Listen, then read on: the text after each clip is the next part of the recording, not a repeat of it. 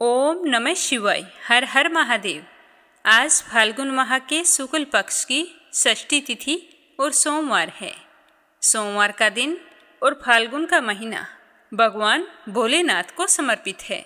अतः फाल्गुन के महीने में भगवान श्री कृष्ण और भोलेनाथ की पूजा अर्चना करनी चाहिए और इनसे जुड़ी हुई पौराणिक कथाओं को सुनना चाहिए।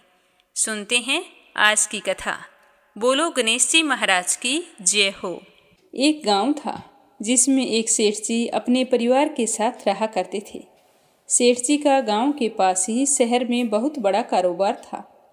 सेठ जी गणेश जी के परम भगत थे। वे पूरी श्रद्धा और विश्वास के साथ नियमित रूप से गणेश जी की पूजा किया करते थे।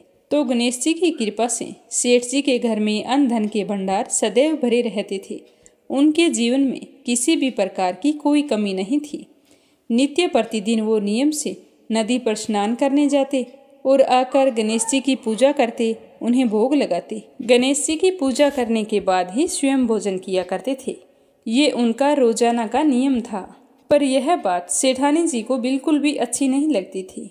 वो धार्मिक नहीं थी और ना ही भगवान में विश्वास रखती थी। सेठ जी को रोजाना ऐसा करने के लिए मना किया करती थी, लेकिन सेठ जी सेठानी की बात पर ध्यान नहीं देते थे।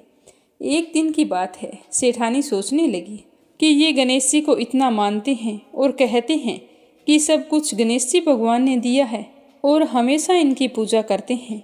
पत्थर की पूजा करने से कुछ नहीं होता है। आज मैं गणेश जी को यहाँ से उठा लेती हूँ, फिर देखती हूँ कि वो गणेश जी की पूजा कैसे करेंगे और बिना पूजा किए कितने दिन भूखे रहेंगे। तो यह सोचकर सेठानी दूसरे दिन जब सेठ जी नदी पर स्नान करने के लिए जाते हैं तो पीछे से गणेश जी की मूर्ति को उठा लेती है और बगीचे में ले जाकर जमीन में दबा देती है। जब सेठ जी नदी पर से स्नान करके आते हैं तो देखते हैं कि मंदिर में गणेश जी की मूर्ति नहीं है। तो वो सेठानी से पूछते हैं कि गणेश जी की मूर्ति कहाँ गई, मंदिर में तो है नहीं। तो सेठानी बोली कि मुझे नहीं मालूम, आपको पता है कि मेरी इन सब चीज़ों में कोई रुचि नहीं है। तो सेठ जी परेशान होकर सारे घर में गणेश जी की मूर्ति को ढूंढने लगे, पर उन्हें मूर्ति नहीं मिली। सेठानी ने कहा कि आप भोजन कर लो और काम पर जाओ। तो सेठ जी ने कहा कि आज तक मैंने कभी भी गणेश जी को भोग लगाए बिना भोजन नहीं किया है, तो आज भी नहीं करूँगा। सेठ जी ने अन्न जल त्याग दिया और मन ही मन गणेश जी का स्मरण करने लगे। कहने लगे कि प्रभु, मुझे लगता है कि आप मुझसे नाराज हो गए हैं। मेरी ही पूजा पाठ में कोई कमी रह गई थी, इसीलिए आप मुझे छोड़कर कहीं चले गए हैं। हे भगवान, अगर मुझसे कोई गलती हो गई हो तो मुझे माफ़ करो और अपनी कृपा दृष्टि मुझ पर बरसाओ और मुझे दर्शन दो। सेठ जी ने पूरा प्रण कर रखा था कि जब तक मुझे गणेश जी दर्शन नहीं देंगे तब तक मैं अन्न जल ग्रहण नहीं करूँगा। तो इसी तरह पूरा दिन निकल गया। रात्रि में सेठ जी गणेश जी का स्मरण करते हुए सो गए।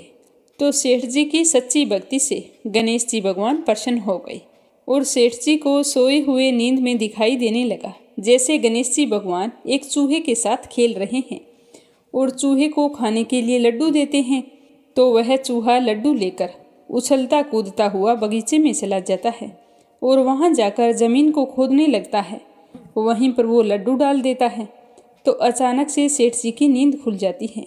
तो वो सोचने लगते हैं कि मुझे इस तरह का सपना क्यों आया।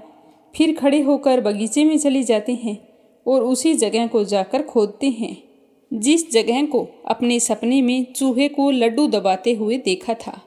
तो जैसे ही थोड़ी सी मिट्टी हटाई तो हटाते ही एक कपड़े के अंदर लपेटे हुए गणेश जी महाराज की मूर्ति मिल गई। तो यह देखकर सेठ जी बहुत ही प्रसन्न हुए और मूर्ति को लाकर नहला धुलाकर मंदिर में विराजमान कर दिया और पूजा पाठ करने लगे।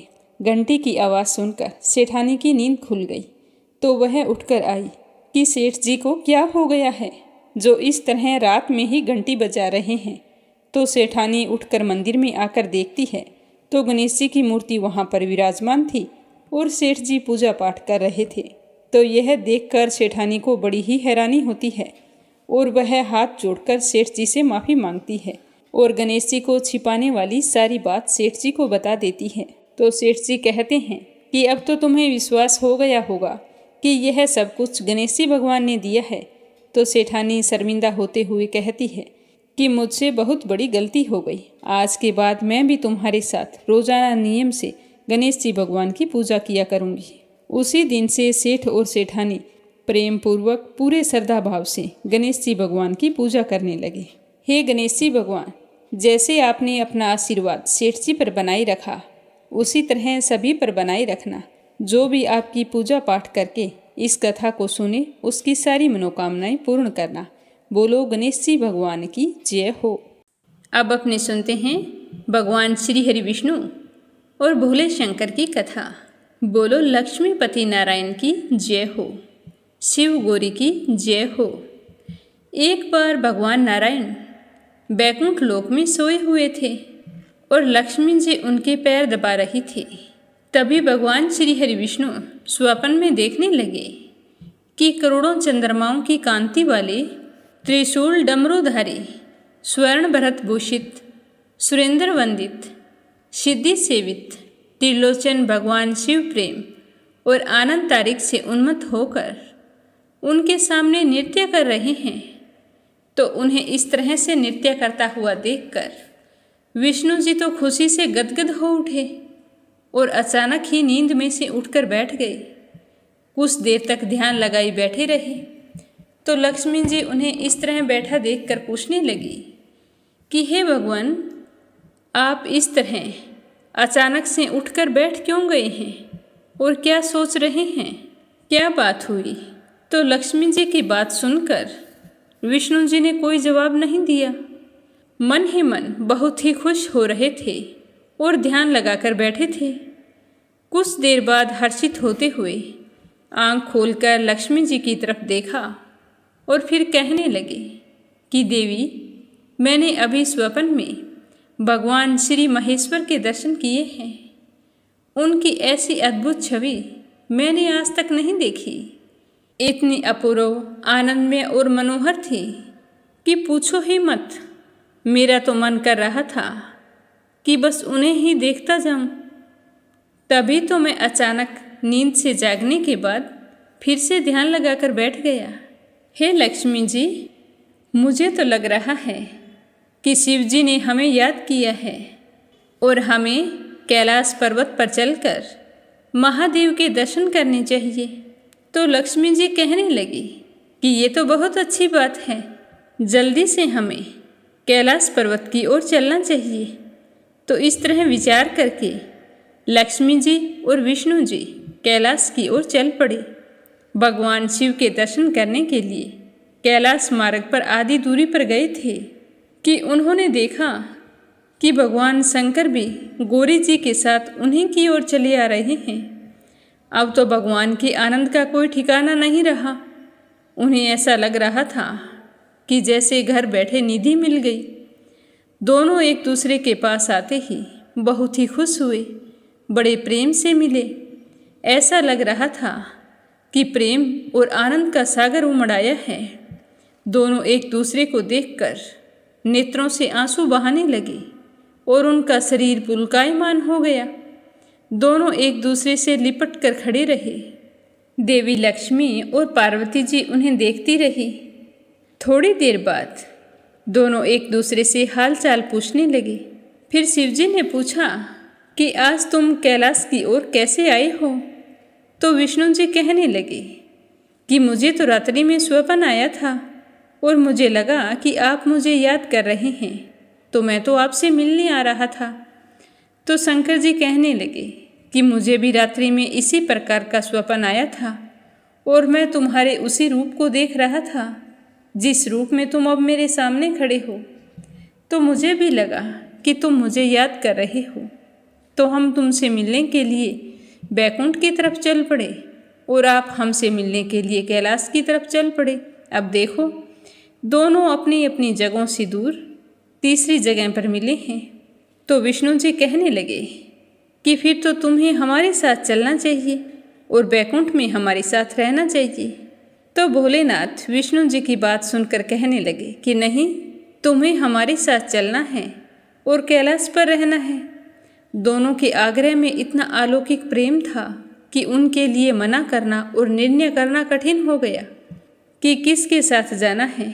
क्योंकि दोनों एक दूसरे को मना भी नहीं कर पा रहे थे और जाने का फैसला भी नहीं ले रहे थे।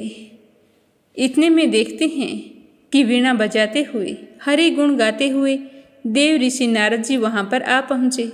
बस फिर क्या था, नारद जी को देखते ही विष्णु जी और शिव जी कहने लगे कि हे देव ऋषि नारद, तुम बहुत सही समय पर आए हो। तुम्हें अब एक निर्णय करना है कि हमें कहाँ जाना है। यह कहते हुए दोनों ने अपनी अपनी बात बताई। तो सुनकर देव ऋषि नारद तो स्वयं ही परेशान हो गए। वे तो पहले ही देखकर हैरान थे, उस अलौकिक मिलन को देखकर अपनी शुद्ध बुद्ध भूल गए थे और मस्त होकर वो तो दोनों का ही गुणगान करने लगे। लेकिन अब जो सवाल उन दोनों ने देव ऋषि नारद जी के सामने खड़ा किया, उसका निर्णय कौन करे। तो देव ऋषि नारद जी कहने लगे कि इसका निर्णय तो केवल भगवती उमा ही कर सकती है, जो वो कह देगी वही ठीक है। तो शिव जी और विष्णु जी ने देवी पार्वती से कहा कि तुम ही हमारा निर्णय करो। तो सुनकर देवी पार्वती कुछ समय तक तो चुपचाप खड़ी रही। अंत में वे दोनों की ओर देखते हुए कहने लगी कि हे नाथ, हे नारायण, आप लोगों के निश्चल, अनन्य और अलौकिक प्रेम को देखकर मुझे तो यही समझ में आता है कि आपके निवास अलग अलग नहीं हैं। जो कैलाश है वही बैकुंठ है और जो बैकुंठ है वही कैलाश है। केवल नाम में ही भेद है। यही नहीं, मुझे तो ऐसा प्रतीत होता है कि आपकी तो आत्मा ही एक है। केवल आपके शरीर दो दिखाई दे रहे हैं। और आज तो मुझे यह भी स्पष्ट लग रहा है कि आप दोनों की पत्नियां भी एक ही हैं। जो मैं हूँ वही लक्ष्मी है, जो लक्ष्मी है वही मैं हूँ। केवल इतना ही नहीं, मुझे तो अब लगता है कि आप दोनों में से जो कोई एक के प्रति द्वेष करता है, वह मानो दूसरे के प्रति ही नफरत करता है, और जो एक की पूजा करता है वो मानो दूसरे की पूजा भी कर रहा है। तो मैं तो यह मानती हूँ कि आप दोनों में जो भेद मानता है उसका चिरकाल तक घोर पतन होता है। आपने मुझे इस प्रसंग में अपना मध्यस्थ बनाकर मानो मेरी प्रवंचना कर रहे हैं और मुझे असमंजस में डाल रहे हैं, मुझे सब कुछ भुला रहे हैं। अब मेरी यह प्रार्थना है कि आप दोनों अपने अपने लोक को पधार जाइए। श्री विष्णु जी यह समझेंगे कि शिव रूप बैकुंठ में जा रहे हैं और महेश्वर जी आप यह मानेंगे कि विष्णु रूप कैलाश में जा रहे हैं। तो पार्वती जी के इस उत्तर को सुनकर दोनों बहुत ही प्रसन्न हुए और भगवती उमा की प्रशंसा करने लगे। दोनों ने एक दूसरे को प्रणाम किया और अत्यंत हर्षित होकर अपने अपने लोक को प्रस्थान कर गए। जब लौटकर श्री विष्णु जी बैकुंठ पहुँचे तो लक्ष्मी जी ने पूछा कि हे प्रभु, आपको सबसे अधिक प्रिय कौन है। तो भगवान बोले कि प्रिय, मेरे प्रियतम केवल श्री शंकर हैं। देहधारियों को अपने देह की भांति वे मुझे अकारण ही प्रिय हैं। एक बार मैं और शंकर जी दोनों घूमने निकले थे। मैं अपने प्रियतम की खोज में इस आशय से निकला था कि मेरी ही तरह जो अपने प्रियतम की खोज में देश देशांतर भटक रहा होगा, वही मुझे अकारण प्रिय होगा। थोड़ी देर बाद में मेरी मुलाकात श्री शंकर जी से हो गई थी, तो हम दोनों एक दूसरे से मिलकर बहुत ही प्रसन्न हुए। फिर अपने अपने मन की बात बताई। तो शंकर जी भी इसी तलाश में निकले थे कि जो अपने प्रियतम की खोज में निकला होगा और मुझसे मुलाकात होगी, वह मेरा प्रिय होगा। अब दोनों एक दूसरे से मिल गए। हे लक्ष्मी, मैं ही जनार्दन हूँ, मैं ही महादेव हूँ। अलग अलग दो घड़ों में रखे हुए जल की भांति मुझ में और उनमें कोई अंतर नहीं है। शंकर जी के अतिरिक्त शिव की चर्चा करने वाला शिव भक्त मुझे बहुत ही प्रिय होता है। इसके विपरीत जो मेरी पूजा करता है और शिव को नहीं बसता है, वो मुझे कदापि प्रिय नहीं होता है। अतः हम दोनों की पूजा करनी चाहिए। एक की पूजा करके एक से द्वेष रखने वाला नरक का भागी होता है। देर सवेर उसका पतन ही होता है। हमारी कृपा का पात्र वो कभी नहीं बन सकता। अतः सभी को हम दोनों की पूजा करनी चाहिए। इस तरह जो शिव जी की पूजा करता है वह बैकुंठवासी विष्णु को भी स्वीकार है, और जो विष्णु जी की वंदना करता है वह त्रिपुरारी को भी मना लेता है और उनका आशीर्वाद पाकर अपने जीवन के समस्त सुखों का भोग करता है। बोलो विष्णु जी की जय हो, भोले शंकर की जय हो। अब अगली कहानी अपने सुनते हैं श्री कृष्ण भगवान की। भगवान श्री कृष्ण के परम भक्त श्री हरिदास के नाम से लगभग हर कोई आदमी भली भांति परिचित है। हरिदास के मन में भगवान श्री कृष्ण के प्रति बचपन से ही भावना थी। वे बेनोपाल जंगलों में अज्ञात कुटिया में निवास करते थे और पूरा दिन भक्ति साधना में लीन रहते थे। प्रतिदिन तुलसी जी की पूजा करते और 3 लाख हरि नाम का जप किया करते थे। भोजन के लिए वह ब्राह्मणों के घर जाया करते थे। श्री हरिदास जी भजन गायन में इतने निपुण थे कि उनके भजनों को सुनकर समस्त नर और नारी पशु पक्षी सारे मंत्रमुग्ध हो जाते थे। उनका इतना निराला रूप था, उसी की वजह से उन्हें संकीर्तन आंदोलन का आचार्य बनाया गया था। उसी जंगल के निकट एक जमींदार रहा करता था। उसका नाम था रामचंद्र खान। उसे हरिदास जी की प्रतिष्ठा बिल्कुल भी रास नहीं आती थी। उसने निश्चय कर रखा था भी चाहे कुछ भी हो जाए, श्री हरिदास जी को समाज के सामने नीचा जरूर दिखाऊंगा। इसके लिए उसने हर कोशिश की, पर वो कामयाब नहीं हुआ। वह हर समय हरिदास जी में दोष ढूंढता रहता। इसके लिए उसने अपने गुप्तचर भी लगा रखे थे, लेकिन वो किसी तरह से सफल नहीं हुआ। उसने हर कोशिश की, पर श्री हरिदास में उसे कोई भी कमी ढूंढने पर नहीं मिली। तो अंत में खींचकर उसने वेश्याओं का सहारा दिया, क्योंकि उसने प्रण कर रखा था कि मैं हरिदास को नीचा जरूर दिखाऊंगा। इसके लिए उसने दूर देश से बहुत ही सुंदर सुंदर एवं मन मोह लेने वाली वेश्याओं को बुलवाया, जिससे कि वह हरिदास जी के चरित्र को भ्रष्ट कर सके। इस काम के लिए उसने उनमें से सबसे सुंदर लक्ष्य हीरा वेश्या को इस काम के लिए चुना और उसे सब कुछ बताया। तो लक्ष्य हीरा सुनकर कहने लगी कि मुझे 3 दिन का समय दो। 3 दिन के अंदर मैं श्री हरिदास जी के पतन का विश्वास दिलाती हूँ। तो यह सुनकर रामचंद्र बहुत ही खुश हुआ और लक्ष्य हीरा अपने कहे अनुसार श्री हरिदास जी को अपने जाल में फंसाने के लिए चल पड़ी। और जमींदार भी समस्त नगरवासियों और गुप्तचरों के साथ वहां पहुंच गया कि उन दोनों को रंगे हाथ पकड़कर हरिदास जी की खूब बेइज्जती करूंगा और आचार्य पद से बेदखल करवा दूंगा। लक्ष्य हीरा सज धज कर कुटिया की तरफ चल पड़ी। जैसे ही वह हरिदास जी की कुटिया के समीप पहुंची तो उसने देखा कि बाहर तुलसी जी का पौधा लगा हुआ है। तो उसने तुलसी जी के पौधे को प्रणाम किया और फिर कुटिया में प्रवेश कर गई। श्री हरिदास जी को आकर्षित करने के लिए उसने सभी कृत्य किए जिसे देखकर व्यक्ति अपना संयम खो दे। और फिर उसने बहुत ही मधुर स्वर में हरिदास जी से कहा कि आप बहुत सुंदर हैं। आपका यौवन रूप देखकर कोई भी आप पर मोहित हो जाएगा। मैं भी आप पर मोहित हो गई हूँ। अगर आप मेरा कहा नहीं मानेंगे तो मैं सच कहती हूँ कि मैं यहीं पर प्राण त्याग दूंगी। तो श्री हरिदास जी ने कहा कि तुम्हें प्राण त्यागने की कोई ज़रूरत नहीं है। मैं तुम्हारी बात से सहमत हूँ, पर मैंने तो 3 लाख हरि नाम जप का व्रत शुरू किया है। जैसे ही व्रत पूरा होगा मैं आपकी ये इच्छा जरूर पूरी करूँगा। तो वेश्या वहीं पर रुक गई और व्रत पूरा होने का इंतजार करने लगी और हरिदास जी अपने जाप में मगन हो गए। देखते ही देखते सुबह हो गई और श्री हरिदास जी हरि नाम भक्ति में लीन रहे। तो वह वेश्या वहाँ से चली गई और जाकर रामचंद्र से कहने लगी कि मुझे आज तो सफलता नहीं मिली, पर मैं कल जरूर सफल हो जाऊंगी, तुम्हें विश्वास दिलाती हूँ। तो अगले दिन फिर से वो रात्रि के समय हरिदास जी की कुटिया की तरफ गई।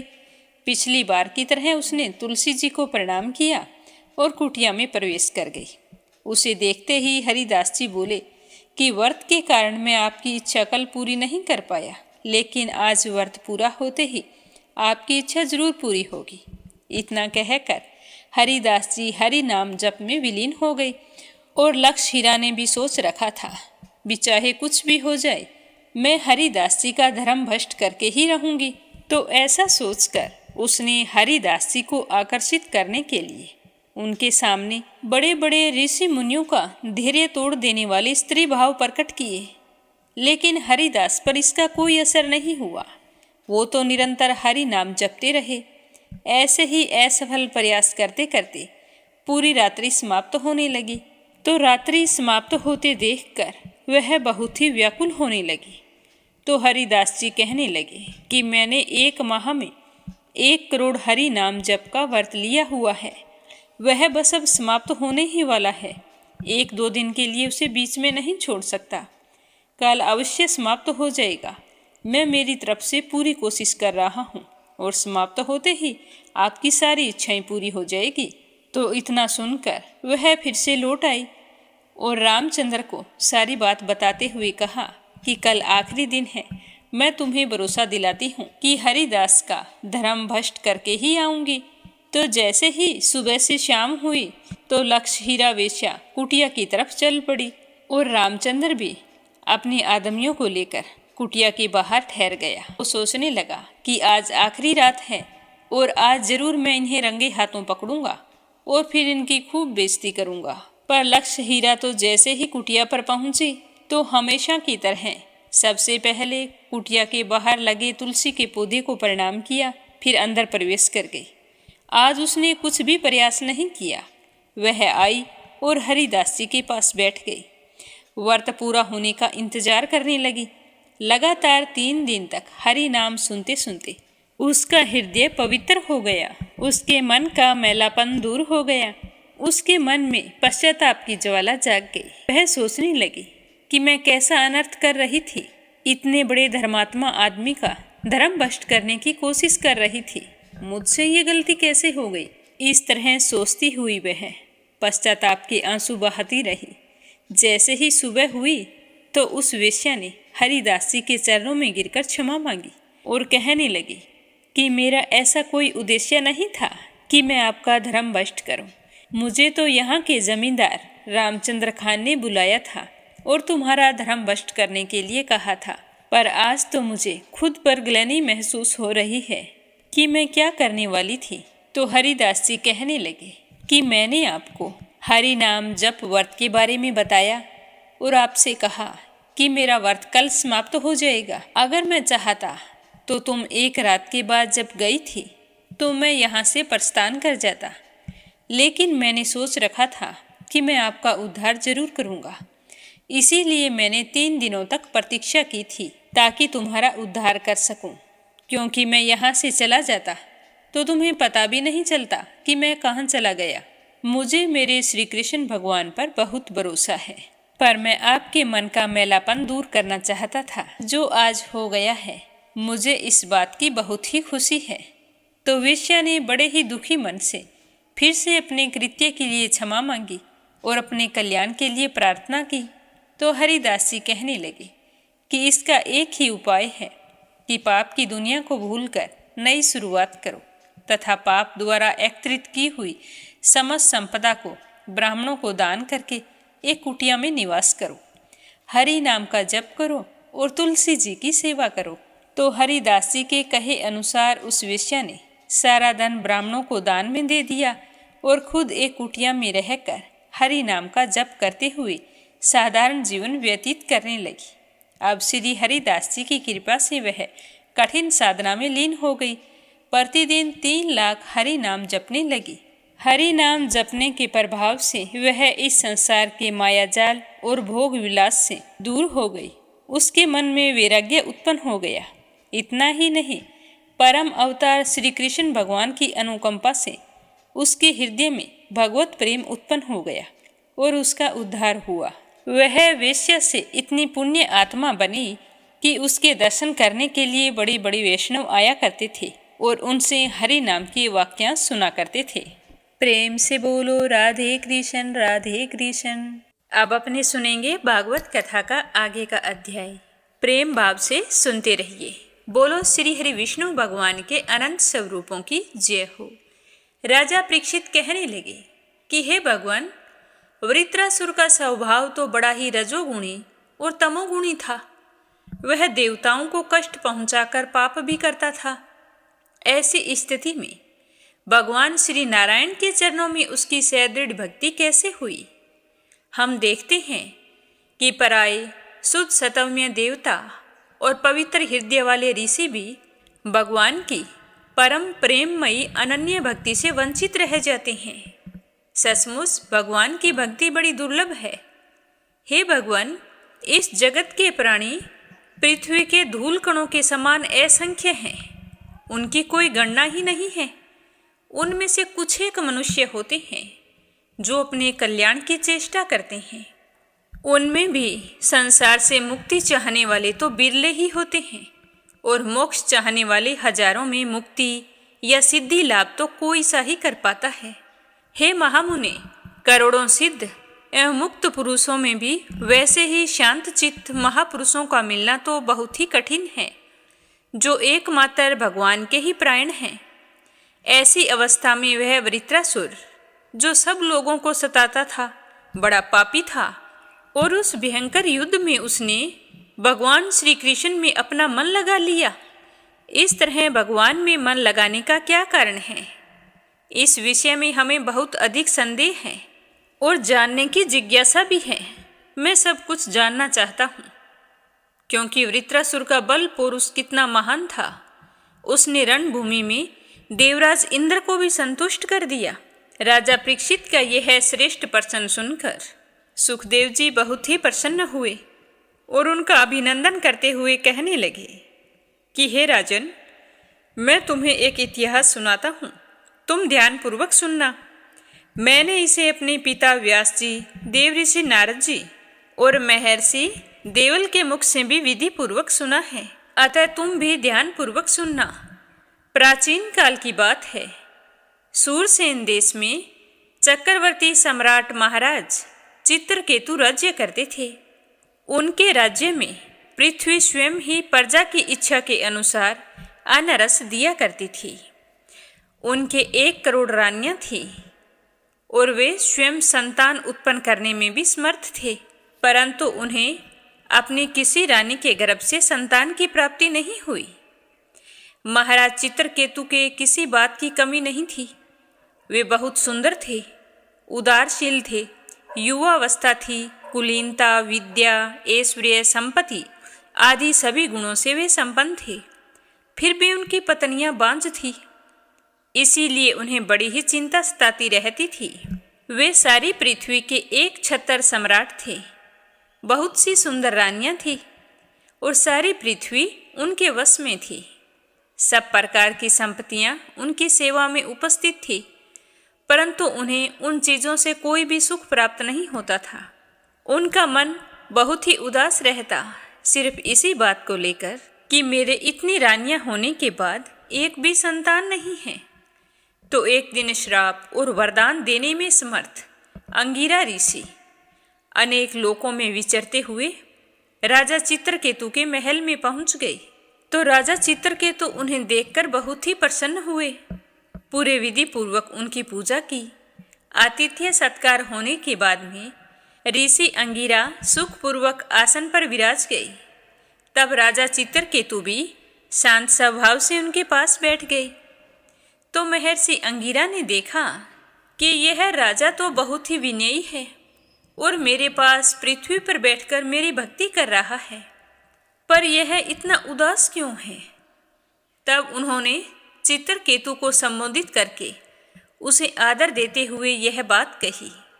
ऋषि अंगिरा कहने लगे कि हे राजन, तुम अपनी प्रकृतियों, गुरु, मंत्री, राष्ट्र, दुर्ग, कोष, सेना और मित्र के साथ सकुशल तो हो ना? तुम्हें किसी तरह की कोई परेशानी तो नहीं है?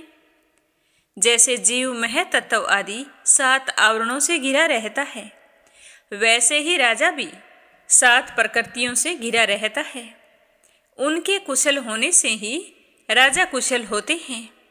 जिस प्रकार राजा अपनी प्रकृतियों के अनुकूल रहने पर ही राज्य सुख भोग सकता है, वैसे ही प्रकृतियां भी अपनी रक्षा का भार राजा पर छोड़कर सुख और समृद्धि का लाभ प्राप्त कर सकती है।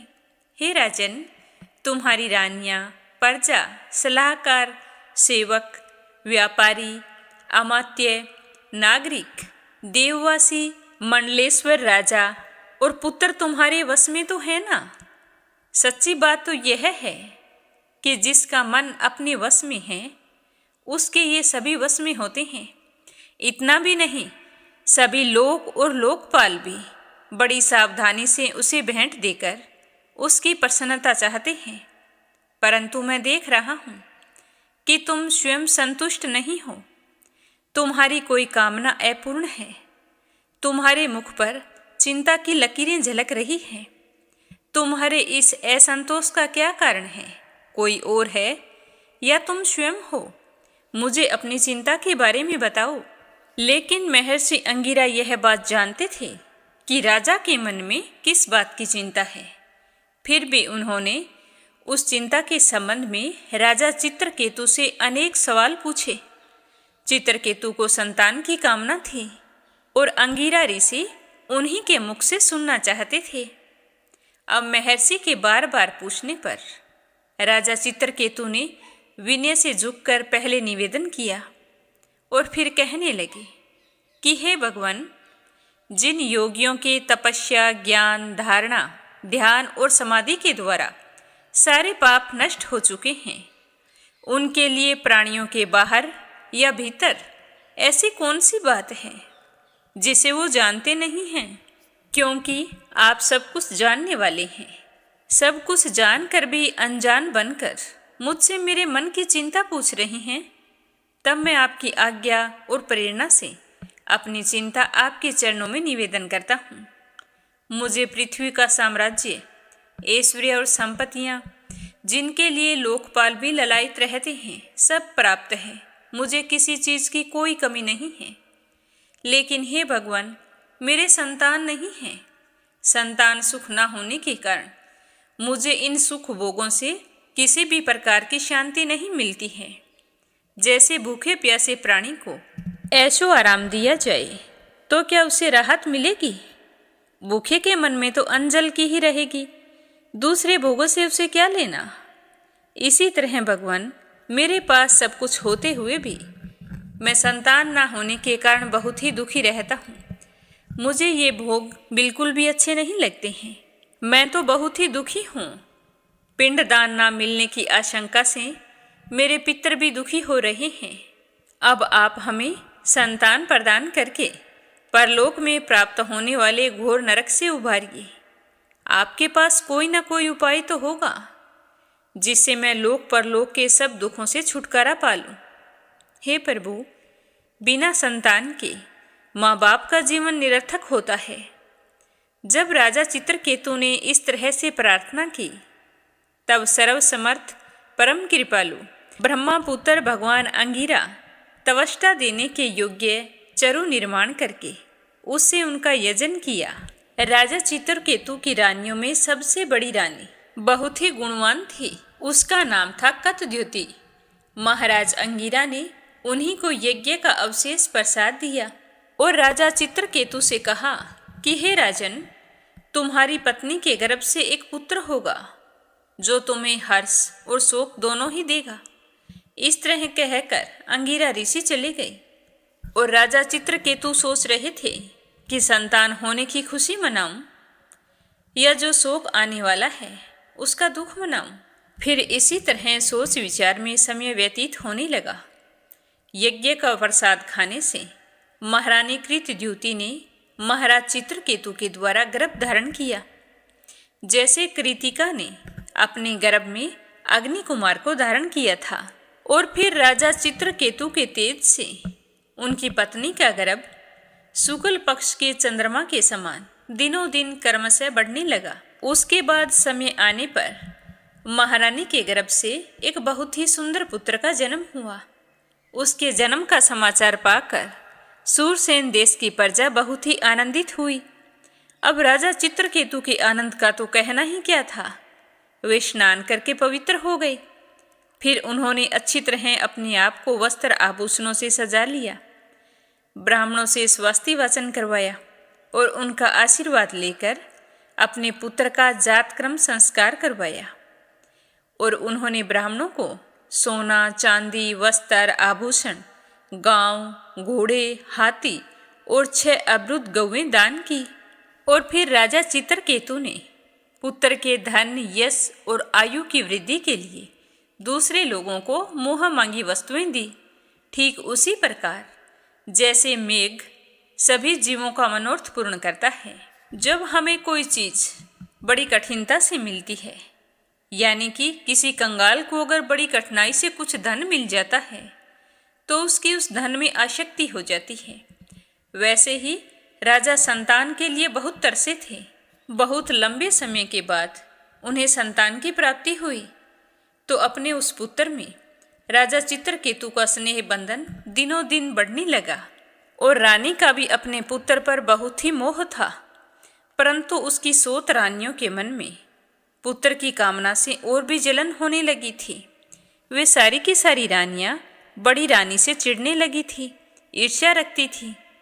प्रतिदिन बालक का लाड प्यार करते रहने के कारण राजा चित्रकेतु का जितना प्रेम बच्चे की मां में था उतना दूसरी रानियों में नहीं रहा। अब ये दूसरी रानियों से सहन नहीं हुआ। इस प्रकार वे सारी रानियां एक तो संतान न होने के कारण दुखी थी और दूसरी राजा चित्रकेतु का स्नेह उन्हें नहीं मिलता था, तो वे बहुत ही दुखी होकर अपने आप को धिक्कारने लगी और मन ही मन बड़ी रानी और उसके पुत्र से चिढ़ने लगी। और वे आपस में कहने लगी कि अरे बहनों, पुत्रहीन स्त्री बहुत ही अभागिन होती है, और जिसके सोत के पुत्र हो तो वह तो जिसके पुत्र ना हो तो उसका दासी के समान तिरस्कार करती रहती है, और उसका पति उसे कुछ नहीं कहते क्योंकि उसने उनका वंश जो बढ़ाया है वही हमारे साथ हो गया। सचमुच पुत्रहीन स्त्री धिक्कार के योग्य है।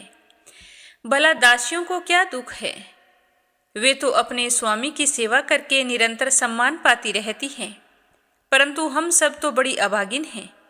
इस समय तो हम उनकी दासियों से भी गई बीती हैं, क्योंकि हमारा कोई सम्मान नहीं रहा, बार बार हमारा तिरस्कार हो रहा है। तो इस प्रकार वे रानियां अपनी सोत की गोद भरी हुई देखकर हर समय जलती कुड़ती रहती थी, और राजा भी उनकी ओर से उदासीन हो गए। तो उन सबके मन में बड़ी रानी के प्रति द्वेष बढ़ता गया, और अत्यधिक द्वेष के कारण रानियों की बुद्धि मारी गई, उनके चित्त में क्रूरता छा गई। वे अपने पति के हृदय में पुत्र के लिए स्नेह को सहन नहीं कर पाई और उस नन्हे से राजकुमार को विष दे दिया। बड़ी महारानी को अपनी सोतों के बारे में इस तरह की पापमयी करतूत का कुछ भी पता नहीं था कि इन्होंने इसे जहर दे दिया है। उन्होंने अपने बच्चे को दूर से ही देखकर समझ लिया कि बच्चा सो रहा है, तो वे सारे महल में पूरे दिन घूमती रही, बच्चे की तरफ ध्यान नहीं दिया। लेकिन अचानक से बड़ी रानी के मन में विचार आया कि बच्चा आज बहुत देर से सो रहा है, क्या बात है, इतनी देर तक तो वो कभी नहीं सोता। तो उसने धाई माँ को आवाज लगाकर कहा कि हे कल्याणी, मेरे लल्ला को मेरे पास लेकर आ, आज वो नींद से जाग भी नहीं रहा है। तो बड़ी रानी का आदेश पाकर धाई बालक के पास गई और देखा कि उस नन्हे से राजकुमार के नेत्रों की जो पुतलियां थी वो उल्टी हो गई। प्राण, इंद्रियां और जीव आत्मा भी उसके शरीर से विदा ले चुकी है। यह देखते ही वह जोर जोर से रोने लगी कि हाय, मैं मारी गई, ये क्या हो गया। इस तरह विलाप करती हुई वह धरती पर गिर पड़ी। धाय अपने दोनों हाथों से छाती पीट पीट कर बड़ा ही करुण रुंदन कर रही थी। उसका रोना सुनकर बड़ी महारानी जल्दी जल्दी अपने पुत्र के शयन गृह में पहुंची और उन्होंने देखा कि उनका राजकुमार मृत पड़ा है। तो वह बहुत ही हैरान हुई कि अचानक से मेरे बच्चे को क्या हो गया। तो वह भी अत्यंत शोक के कारण मूर्छित होकर पृथ्वी पर गिर पड़ी। उसके सिर के बाल बिखर गए, शरीर के वस्त्र अस्त व्यस्त हो गए। महारानी और धाय का रुंदन सुनकर रनिवास के सभी स्त्री पुरुष वहां दौड़कर आए और सहानुभूतिवश अत्यंत दुखी होकर रोने लगी। वे हत्यारी रानियां भी वहां आ पहुंची और झूठ मूठ ही रोने का ढोंग करने लगी। जब राजा चित्रकेतु को पता चला कि उनके पुत्र की अकारण ही मृत्यु हो गई है, तब वे अत्यंत स्नेह के कारण शोक के आवेग से उनकी आंखों के सामने अंधेरा छा गया। वे धीरे धीरे अपने मंत्रियों और ब्राह्मणों के साथ मार्ग में गिरते पड़ते अपने मृत बालक के पास पहुंच गए और मूर्छित होकर उसके पैरों के पास गिर पड़े। उनकी हालत बड़ी ही दयनीय हो गई थी। वे लंबी लंबी सांसें ले रहे थे और आंसुओं की अधिकता से उनका गला रुंध गया था और वे कुछ भी नहीं बोल पा रहे थे। तो बड़ी रानी ने राजा को देखा तो अत्यंत शोकाकुल होते हुए अपने इकलौते नन्हे से पुत्र के लिए तरह तरह से विलाप करने लगी। उनका यह दुख देखकर मंत्री आदि सभी वहां उपस्थित शोकाग्रस्त हो गए। सभी की आंखों से आंसू बह रहे थे। बड़ी रानी तो बेचारी पक्षी के समान उच्च स्वर में तरह तरह से विलाप कर रही थी। वो कह रही थी कि हे विधाता, तू तो सचमुच बड़ा मूर्ख है जो अपनी सृष्टि के प्रतिकूल चेष्टा करता है। बड़े आश्चर्य की बात है कि बूढ़े बूढ़े तो जीते रहें और बालक मर जाएं। यदि वास्तव में तेरे स्वभाव में ऐसी ही विपरीतता है, तब तो जीवों का तुझसे बढ़कर कोई और दुश्मन हो ही नहीं सकता। यदि संसार में प्राणियों के जीवन मरण का कोई क्रम ही ना रहे, तो वे अपने प्रारब्ध के अनुसार जन्मते मरते रहेंगे। फिर तेरी आवश्यकता ही क्या है? तूने सगे संबंधियों में स्नेह बंधन तो इसीलिए डाल रखा है कि वे तेरी सृष्टि को बढ़ाएं, परंतु तू इस प्रकार बच्चों को मारकर अपने किए कराई पर अपने ही हाथों पानी फेर रहा है।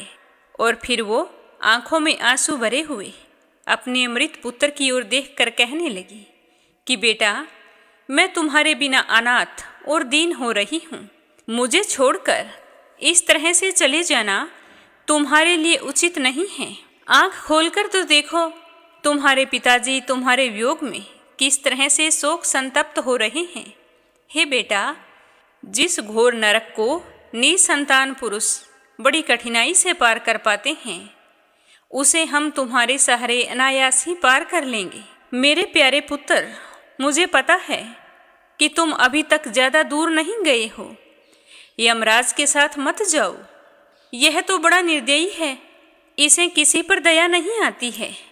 मेरे प्यारे लल्ला, मेरे राजकुमार, आंखें खोलकर देख तो सही, तुम्हारे साथी बालक तुम्हें खेलने के लिए बुला रहे हैं। आज तो तुम्हें सोते सोते बहुत देर हो गई, अब तो तुम्हें भूख भी लग गई। कुछ और नहीं खाना है तो मेरा दूध ही पी लो और अपने स्वजन संबंधी हम लोगों का यह दुख दूर करो। मेरे प्यारे लल्ला, मैं तुम्हारे मुखार बिंद पर वह भोली भाली मुस्कुराहट और वह आनंद भरी चितवन नहीं देख पा रही हूँ। मैं तो बड़ी ही अभागिन हूँ। अब मुझे तुम्हारी सुमधुर तोतली बोली भी नहीं सुनाई दे रही। क्या सच में यमराज तुम्हें उस परलोक में ले गया जहाँ से फिर कोई लौट कर नहीं आता? जब राजा चित्रकेतु ने देखा कि मेरी रानी अपने मृत पुत्र के लिए भांति भांति से विलाप कर रही है, तो वे भी शोक से अत्यंत संतप्त होकर फूट फूट कर रोने लगे। राजा रानी के इस प्रकार विलाप करने पर उनके अनुगामी स्त्री पुरुष भी दुखी होकर रोने लगे। इस तरह नगर में यह बात आग की तरह फैल गई। जिसने भी सुना तो वह तो दुख से अचेत सा हो गया कि राजा के साथ ये क्या हुआ।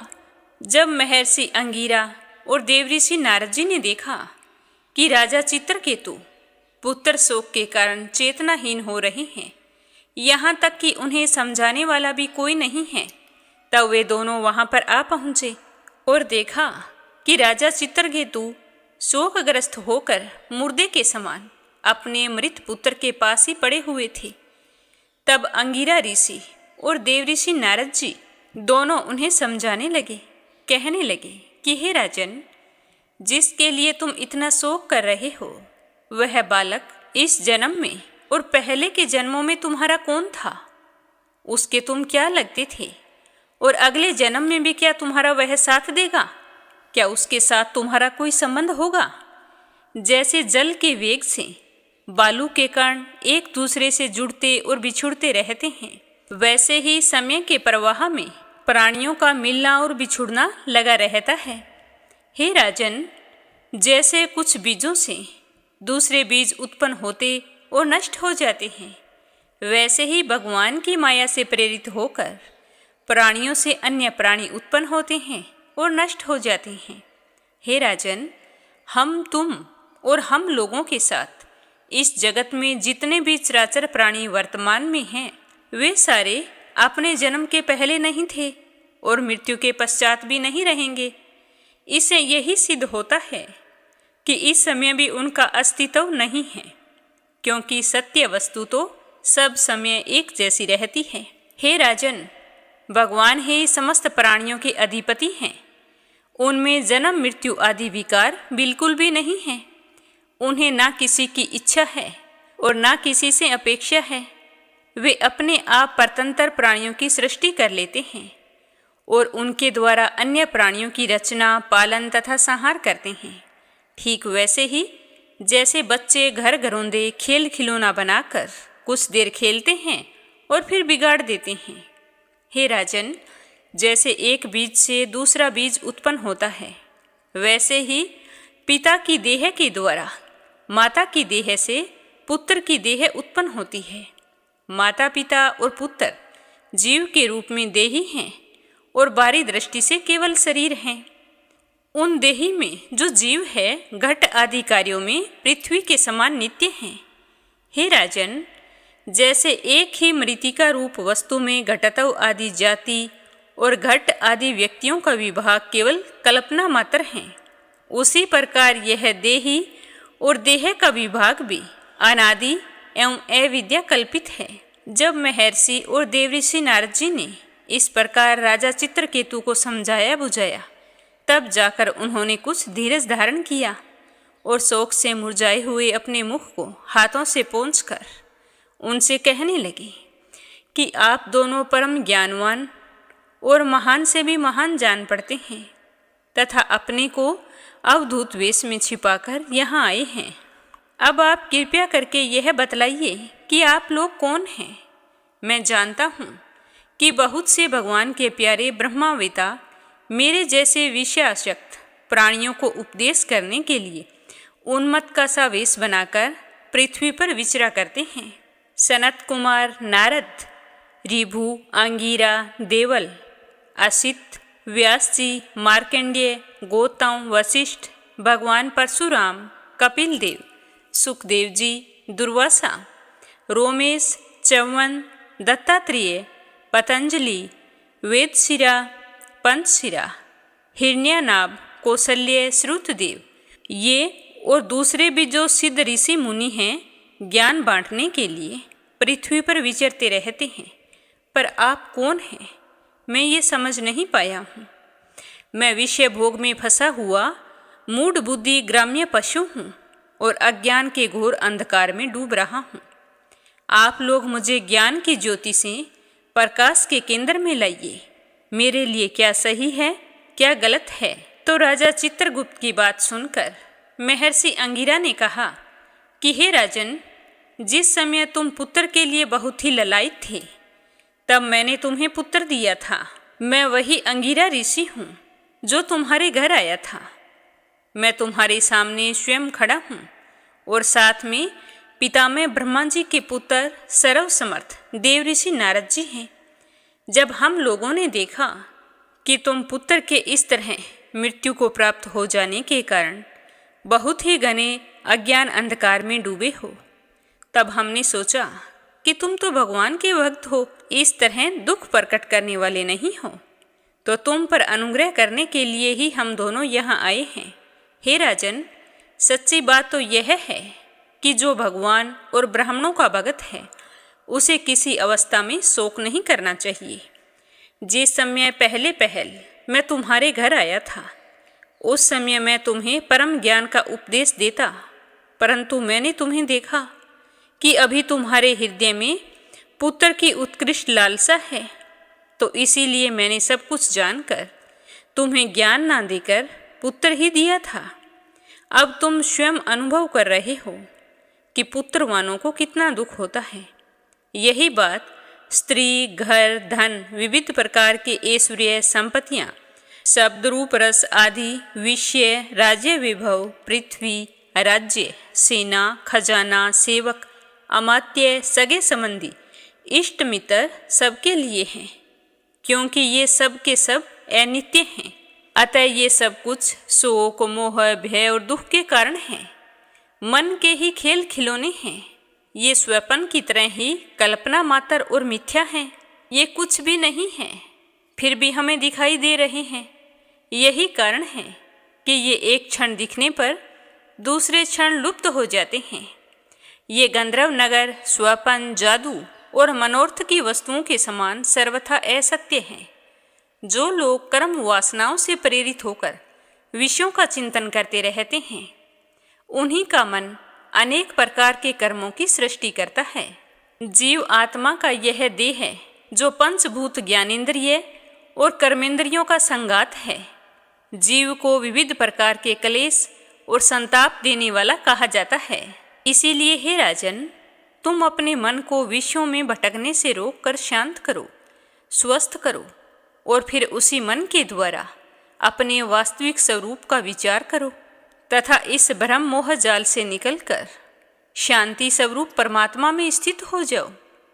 देवऋषि नारद जी कहने लगे कि हे राजन, तुम मुझसे भगवान के इस मंत्र को ग्रहण करो। इसको धारण करने से तुम साथ ही रात में भगवान के दर्शन कर लोगे। प्राचीन काल में भगवान शंकर आदि ने श्री शंकरशन देव के ही चरण कमलों का आश्रय लिया था। इससे उन्होंने द्वैत भ्रम का परित्याग कर दिया और उनकी उस महिमा को प्राप्त हुए जिसके समान कोई हो ही नहीं सकती, तो बढ़कर तो हो ही कैसे सकती है। अतः तुम भी बहुत ही जल्द भगवान के उसी परम पद को प्राप्त कर लोगे। इस तरह राजा को समझाकर देवऋषि नारद ने मृत राजकुमार की जो जीव आत्मा थी उसे सबके प्रत्यक्ष बुलाकर कहा कि हे जीव आत्मा, तुम्हारा कल्याण हो। देखो, तुम्हारे माता पिता और तुम्हारे अपने तुम्हारे वियोग से अत्यंत शोकाकुल हो रहे हैं। अतः तुम अपने शरीर में आ जाओ और अपनी शेष आयु अपने सगे संबंधियों के साथ रहकर व्यतीत करो और अपने पिता के दिए हुए भोगों को भोगो और राज सिंहासन पर बैठो। तो देव ऋषि नारद जी की बात सुनकर मृत राजकुमार की आत्मा ने क्या कहा, यह अपने सुनेंगे कल की कथा में। नित्य नियम से सुनते रहिए। बोलो श्री हरि विष्णु भगवान की जय हो। अब अपने सुनते हैं लप्सी और तपसी की कहानी। बोलो लप्सी तपसी की जय हो। बहुत पुराने समय की बात है। एक गांव में एक ब्राह्मण परिवार रहा करता था। उसमें पति पत्नी के अलावा उनके 2 बच्चे थे। एक बेटा था, एक बेटी थी। ब्राह्मण दंपति बहुत ही सरल स्वभाव के थे। समय मिलने पर प्रभु का स्मरण किया करते थे। उनकी बेटी बहुत ही संस्कारी और सुशील थी, लेकिन उनका बेटा आवारा किस्म का था। वह कोई काम धाम नहीं करता और ना ही कभी अपने माँ बाप का कहना मानता था। समय के साथ दोनों बहन भाई बड़े हो गए। बहन की शादी कर दी गई, पर भाई का वही हाल था। उसके माँ बाप ने उसे समझाया कि बेटा, अब हम वृद्ध हो चले हैं, तुम कोई काम किया करो। लेकिन उस पर उनकी बातों का कोई असर नहीं होता था। तो एक दिन ब्राह्मणी अपने पति से कहने लगी कि स्वामी, आप बिल्कुल काम छोड़ दीजिए। जब घर में कुछ भी नहीं होगा तो यह अपनी जिम्मेदारी समझेगा और काम पर लग जाएगा। तो ब्राह्मण ने दूसरे दिन से काम पर जाना छोड़ दिया। तो यह देखकर उनके बेटे ने कोई काम नहीं किया और चोरी करने चला गया। आते जाते राहगीरों को लूट लेता और उसी से अपने घर का गुजारा किया करता था। तो उसकी लूटने और चोरी करने की आदत से सारे गांव वाले उसे लप्सी कहने लगे। तो लप्सी की इस हरकत से उसके माँ बाप बहुत ही दुखी रहते थे, पर वह किसी की सुनने के लिए तैयार नहीं था। इसी तरह समय बीतता गया। एक दिन की बात है कि लप्सी एक पीपल के पेड़ पर बैठा था। तभी शिव पार्वती जा रहे थे। पार्वती माता गहनों से लदी हुई थी। तो लप्सी उन्हें देखकर सोचने लगा कि सूरत के कितने गहने हैं आज ये सारे के सारे लूट लूँगा तो मुझे कई महीनों तक चोरी नहीं करनी पड़ेगी। तो वह लूटने के इरादे से पीपल की ओट में होकर बैठ गया। जैसे ही शिव पार्वती वहाँ से जाने लगे तो लप्सी एकदम से शिव पार्वती के सामने आकर कहने लगा कि जल्दी से जितने सारे गहने पहन रखे हैं उतार दो। तो पार्वती माता कहने लगी कि तुम चोरी क्यों करती हो, तुम्हें पता है चोरी करना पाप है। तो लप्सी कहने लगा कि क्या करूं, घर पर मेरे माँ बाप हैं, मेरी एक भांजी है, उनके लिए दोनों समय भोजन की व्यवस्था कहाँ से करूं, मुझे कोई काम तो आता नहीं है। तो लप्सी की बात सुनकर पार्वती माता कहने लगी कि तुम जो चोरी करके पाप करते हो, इस पाप का भागी कौन बनेगा। तो लप्सी कहने लगा कि मेरे घर वाले सारे बनेंगे। तो पार्वती माता कहने लगी कि कोई नहीं बनेगा, पाप के भागी केवल तुम बनोगे। तो लप्सी कहने लगा कि मैं लूट खोस कर उन्हीं के लिए लेकर जाता हूँ, तो पाप के भागी तो उन्हें बनना ही पड़ेगा। तो लप्सी की बात सुनकर पार्वती माता ने हंसकर कहा कि हम यहीं पर बैठे हैं और तुम अपने घर जाओ, अपने घर वालों से पूछो कि कोई तुम्हारे पाप का भागी बनेगा क्या। तो यह सुनकर लप्सी भागा भागा अपने घर आया और अपनी माँ के पास गया और कहने लगा कि माँ, मैं चोरी करके लाता हूँ, राह चलते राहगीरों को लूटता हूँ, तुम्हारे लिए ही तो करता हूँ। तो तुम मुझे एक बात बताओ, चोरी करने से जो पाप लगता है तो आप मेरे पाप के भागी बनोगे। तो लप्सी की बात सुनकर उसकी माँ कहने लगी कि बेटा, मैंने तो तुमसे नहीं कहा कि तुम चोरी करके लाओ, तुम कमा कर लाओ, हमें तो 2 वक्त की रोटी चाहिए, मैं तो तुम्हारी पाप की भागी नहीं बनूंगी। तो माँ के मुंह से इस तरह की बात सुनकर लप्सी तो हैरान हो गया। फिर वह अपने पिताजी के पास गया और जाकर कहने लगा कि पिताजी, मैं जो कुछ भी लूट खोस के लाता हूँ वो आपके लिए ही तो लाता हूँ। देखो मैंने लूट कर कितना धन इकट्ठा कर लिया है, कितने ऐशो आराम है तुम्हारे। अगर मैं चोरी नहीं करता तो क्या ये सब हमें मिलता। पिताजी, मैं तुमसे एक बात पूछता हूँ कि चोरी करने से पाप लगता है, तो उस पाप में आप मेरे भागीदार बनोगे क्या। तो लप्सी की बात सुनकर उसके पिताजी कहने लगे कि बेटा, मैंने नहीं कहा कि तुम चोरी करके लाओ, तुम कमा कर लाओ, मैं तुम्हारे पाप का भागी नहीं बनूंगा। तो माँ बाप के मुंह से इस तरह की बात सुनकर वह बहुत ही उदास हुआ और सोचने लगा कि मैं कितने महीनों से चोरी कर रहा हूँ, ना जाने मुझ पर कितना पाप चढ़ गया है, और ये तो बोल रहे हैं कि पाप के भागी हम नहीं बनेंगे, तो अब क्या होगा। तो वह बड़े ही दुखी मन से शिव पार्वती से मिलने के लिए चल पड़ा। जैसे ही घर से बाहर निकलने लगा तो उसकी छोटी सी भांजी दरवाजे पर खेल रही थी। उसे पता नहीं था कि पाप पुण्य क्या होता है, तो वो कहने लगी कि मामा, पाप की भागी मैं बनूंगी। तो उसके इस तरह कहते ही लप्सी ने उसे गोद में उठाया और चल पड़ा। शिवजी भगवान और पार्वती माता के पास जाकर कहने लगा कि घर वालों ने पाप का भागी बनने से मना कर दिया है और एक यही है जो पाप की भागी बनने को तैयार है। फिर लप्सी बड़े ही दीन स्वर में कहने लगा कि हे भगवान, मैं समझ गया हूँ कि चोरी करना पाप है। आज तक जो मैंने काम किया वो बहुत ही गलत था, लेकिन अब मैं इसका प्रायश्चित करना चाहता हूँ। अब तुम ही बताओ, मुझे मेरे पापों से मुक्ति कैसे मिलेगी। तो उसकी बात सुनकर शिव पार्वती बहुत ही खुश हुए और लप्सी को कच्चे सूत का एक छोटा सा गोला देते हुए कहा कि लप्सी, ये सूत लो और इस पीपल के चारों ओर परिक्रमा लगाओ। जब यह सूत समाप्त हो जाएगा तब तुम्हारे सारे पाप नष्ट हो जाएंगे। तो यह सुनकर लप्सी बहुत ही खुश हुआ। सोचने लगा कि छोटा सा गोला है, अभी लपेट कर घर चला जाऊंगा, उसके बाद में कभी कोई पाप नहीं करूंगा। फिर उसने अपनी बांजी को कंधे पर बैठाया और पीपल की परिक्रमा लगानी शुरू कर दी। अब भगवान का वह सूत खत्म कहाँ होने वाला था। लप्सी चक्कर लगाता गया पर वह सूत खत्म नहीं हुआ। चक्कर लगाते लगाते 1 महीने, 6 महीने, साल, पूरे 12 साल बीत गए पर वह सूत खत्म नहीं हुआ। 12 साल बाद एक बार फिर शिव पार्वती जी वहाँ से गुजर रहे थे तो पार्वती माता ने कहा कि स्वामी चलो लपसी को चलकर देखते हैं। तो शिवजी कहने लगे, वो चोरी करने वाला, लूटने वाला कब का चला गया होगा। तो पार्वती माता कहने लगी कि नहीं स्वामी, चलकर देखने में क्या जाता है, चलो एक बार देखते हैं। तो शिव पार्वती जी जैसे ही पीपल वृक्ष के पास आए तो देखा कि लपसी तो अब भी चक्कर लगा रहा है। वहाँ चारों ओर गहरी खाई हो गई है और लपसी की बड़ी बड़ी दाढ़ी, मूंछें, नाखून बढ़ गए हैं।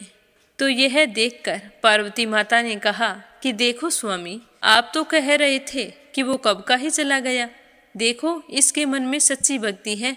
तो पार्वती की बात सुनकर शिवजी ने कहा कि चलो अभी देख लेता हूँ। तो यह कहकर शिवजी ने एक सोने का कड़ा लपसी के आगे फेंक दिया। तो लपसी ने झट से उसके ऊपर पैर कर लिया। फिर अचानक से उसका ध्यान शिव पार्वती जी की ओर गया। तो वो हाथ जोड़कर कहने लगा कि भगवान, अब तो मेरे पाप समाप्त हो गए होंगे, आप मुझे यहाँ से जाने की आज्ञा दीजिए, आपका यह सूत अभी तक खत्म नहीं हुआ है। तो शिवजी भगवान ने कहा कि तुम्हारे पाप कर्म भी अभी तक पूरे नहीं हुए हैं। तो शिवजी की बात सुनकर लपसी कहने लगा कि भगवान, मुझे पूरे 12 वर्ष हो गए हैं आपकी भक्ति करते करते, और अब भी आप मुझ पर शक कर रहे हैं। तो शिवजी ने कहा कि अपना पैर उठाओ। तो जैसे ही लपसी ने अपना पैर उठाया तो उसके पैर के नीचे सोने का कड़ा था। तो यह देखकर लपसी शर्मिंदा हो गया और कहने लगा कि प्रभु, गलती हो गई, मुझे माफ़ करो, आगे से मैं ऐसी गलती कभी नहीं करूँगा। तो शिवजी कहने लगे कि नहीं लपसी, तुम्हारा पाप ऐसे पूरा नहीं हो सकता, अब तुम्हें 12 वर्ष तक और इसी तरह परिक्रमा करनी होगी, उसी के बाद तुम्हारे पाप समाप्त होंगे। यह कहकर शिव पार्वती वहाँ से चले गए और वह फिर से पीपल के पेड़ की परिक्रमा करता रहा। करते करते 12 साल बीत गए। 12 साल बाद में शिव पार्वती जी वहाँ पर आए तो उन्होंने देखा कि आज भी वो वहीं पर चक्कर लगा रहा है। तो शिवजी ने फिर उसके सामने सोने की अंगूठी फेंकी पर उसने कोई ध्यान नहीं दिया। तो शिवजी भगवान प्रसन्न होकर कहने लगे कि हे लपसी, आज से तुम मेरी तपस्या करके तपसी बन गए हो। मैं तुम्हें वरदान देता हूँ कि तुम अपने जीवन में सारे सुखों को प्राप्त करेगा, और तूने 24 बरस तक मेरी भक्ति की है, इसका फल भी तुझे अवश्य मिलेगा। जो भी औरत गाय और कुत्ते की रोटी नहीं बनाएगी, उसका पुण्य फल तुम्हें मिलेगा। आंगन लीप कर दहलीज नहीं लीपेगी तो उसका पुण्य फल भी तुझे ही मिलेगा। अगर हमारे घर की बहन बेटी को हम सूट, तीवल या साड़ी भेंट स्वरूप देते हैं तो साथ में मोली का धागा और कुछ रुपये नहीं देंगे तो उसका पुण्य फल भी तुम्हें ही मिलेगा। अगर कोई दिए से दिया जलाएगा तो उसका पुण्य फल भी तुम्हें ही मिलेगा। अगर व्रत और पूजा पाठ में सारी कहानी सुन ले और तुम्हारी कहानी ना सुने तो उसका पुण्य फल भी तुम्हें ही मिलेगा। कहा जाता है कि तभी से सुबह पहली रोटी गाय की और सुबह की अंतिम रोटी छोटी बनाई जाती है और शाम को अंतिम रोटी बड़ी बनाई जाती है जो कुत्ते की होती है। और दिए से दिया भी नहीं जलाया जाता और घर की बहन बेटियों को सूट और तीवल के साथ भेंट स्वरूप कुछ रुपए भी जरूर दिए जाते हैं। और उसी दिन से हर व्रत कथा के बाद में लपसी तपसी की कहानी जरूर सुनी जाती है और कथा समाप्त होने पर कहा जाता है कि लपसी का फल लपसी को मिले, तपसी का फल तपसी को मिले। हमारी पूजा पाठ का, हमारे व्रत का और हमारी कहानी का पुण्य फल हमें मिले। बोलो लपसी तपसी की जय हो। तो ये थी लपसी और तपसी की कहानी। लपसी तपसी 2 भाई नहीं थे। लपसी और तपसी एक ही आदमी का नाम था। लूट कर लाता था, इसीलिए उसे लपसी के नाम से पुकारते थे और फिर भगवान की तपस्या करने के कारण उसे तपसी के नाम से जाना जाने लगा। बोलो लपसी तपसी की जय हो। अब अपने सुनते हैं कथा सुनने वाले प्यारे श्रोताओं के नाम। आज का पहला कमेंट है प्रोमिला रानी, विश्वास, सुधीर, राजेश, संजय कनाडा से। दूसरा है संजय, सोनिया, हिताक्षी, दीपेश, मयंक हरियाणा से। और तीसरा है अपराजिता, मीना श्रीवास्तव नेपाल से। कमला गुरुग्राम से, रुक्मिणी शर्मा अंबाला से, आशा शर्मा विष्णु, ज्योति, अंशु भीलवाड़ा से, सरला रानी करणपुर से, श्यामवती, सुषमा, विष्णु, कार्तिक, पूर्वी, रूपेश, गौरी, शिवम, निष्ठा हरियाणा से, रवि सैनी, सीमा सैनी मलियाना से, श्रीमती यशोदा, अंजलि, बबली, विक्की उड़ीसा से, आशा अग्रवाल, लड्डू, मोहित, अंकुर अग्रवाल आगरा से, श्रीमती शर्मा अलीगढ़ से, श्रीमती अरुणलता शर्मा हरिद्वार से, शीला सिन्हा, मीरा श्रीवास्तव, ममता श्रीवास्तव, माला छम्मा, मनोज जौनपुर से, आरती खैरावर अगरखर से, सुनीता पवार, कृषु पवार मध्य प्रदेश से, यूएन तिवारी, इंदिरा तिवारी लखनऊ से, निर्मला सिसोदिया दिल्ली से, राधा रोहिला दिल्ली से, आदि चंडीगढ़ से, वंदना वर्मा इंदौर से, गीता गोस्वामी, सुनीता गोस्वामी, पीहू गोस्वामी मेरठ से, निर्मला पांचाल करनाल से, मीरा अग्रवाल बंगाल से, सुदेश शर्मा, बीके शर्मा लुधियाना से, अनिल कुमार टिहरी करनाल से, बीना देविका कनिका वाशने अलीगढ़ से, सुनीता रानी मेरठ से, मंजू चौधरी भीलवाड़ा से, प्रेम लता बंसल दिल्ली से, कोमल निर्मन मुंबई मीरा रोड से, नर बहादुर पाल भागीरथी पाल नेपाल से, इंदिरा तिवारी, शांति प्रसाद तिवारी, शुभांकित, दीपांकित, सुरभि, जया तिवारी, वैभवी, ऐश्वर्या तिवारी उत्तराखंड से, शोभा कुंवर पुरोहित अहमदाबाद से, सरोज अग्रवाल जबलपुर से, गीता गुप्ता रुड़की से, विमला नेपाल से, कमला देवी भीलवाड़ा से, कमलेश भल्ला जम्मू से, श्रीचंद यादव गया बिहार से, चंद्रकांता दिल्ली से, चंचल सिंह, निकिता सेजवानी, करण सेजवानी, विशाल सेजवानी, पवन सेजवानी, पायल सेजवानी, रूबी सेजवानी अहमदाबाद से, पूनम यादव करेली से, वर्षा रोहिला हरियाणा से, सुमन चांदोरा जोधपुर से, श्रीमती कमलेश जबलपुर से, नंदा पांडुरंग पुजारी ब्रह्मपुरी महाराष्ट्र से, रीना साहो झांसी से, शांता भेन वाघेला गुजरात के मंडल से, देवी सिंह, कार्तिक, पायल, सौम्या, उमा रघुवंशी गजबा सौदा से, स्मिता सीताराम गायकवाड़ महाराष्ट्र से, योगेश्वरी भटनागर राजस्थान से, पूजा पाठक उत्तराखंड देहरादून कोसानी से, संजना राजपूत अहमदाबाद से, इंदिरा रावत, मोहित रावत पलवल से, सावित्री, ईश्वरलाल रामचंदानी, राजेश, मीनू, निखिल रामचंदानी गाजियाबाद से, अंजू शर्मा सरसा से, कुसुम बघेल दिल्ली से, सीताराम जायसवाल, शकुंतला जायसवाल वाराणसी से, जयश्री पवार, गोरखनाथ पवार, आरना, शीतल, विश्वजीत पवार महाराष्ट्र से। आप सभी श्रोताओं का तहे दिल से धन्यवाद। अपना सहयोग हमेशा यूं ही बनाए रखना, नित्य नियम से कथाओं को सुनना और ज़्यादा से ज़्यादा विष्णु भक्तों में शेयर करना। श्री हरि के आशीर्वाद से आपकी सारी मनोकामनाएं पूर्ण हों। सभी श्रोताओं के उज्जवल भविष्य की कामना करते हुए ओम नमः शिवाय, हर हर महादेव।